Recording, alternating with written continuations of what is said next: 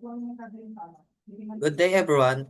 My name is EJB Cervantes, and I'm here to report my part or topic in insulating materials and dielectrics, PCB substrate, cable installation, and RF application.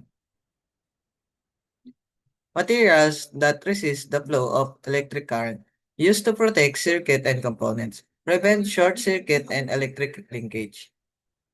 What are dielectrics? Non-conductive materials that store electrical energy become polarized in an electric field, important in capacitor and high-frequency circuit. Key properties of dielectrics. Dielectrics constants ability to store energy. Dielectric strength maximum voltage before breakdown. Loss tangent energy loss acid. Thermal and mechanical stability. PCB substrate. Base materials on printing circuit boards. Provide mechanical support and insulation. Common types FR4, Roger, polyimide. RF application of dielectrics. Used in antennas, transmission lines, waveguides. Affect signal speed and impedance. Low loss materials improve signal quality. High frequency PCB materials used in RF and microwave circuit.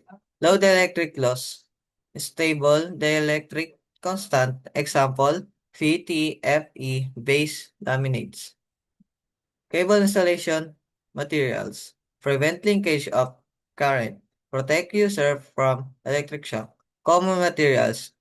PVC, XLPE rubber. Properties of cable insulation. High dielectric strength, flexibility, heat and moisture resistant, long service life. Insulation Insulating materials are essential in electronics. The electric's property affects performance and safety. Selection depends on application. And that's all, and thank you for listening my report.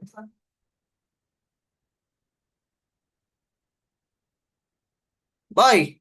Paano? Kipi man.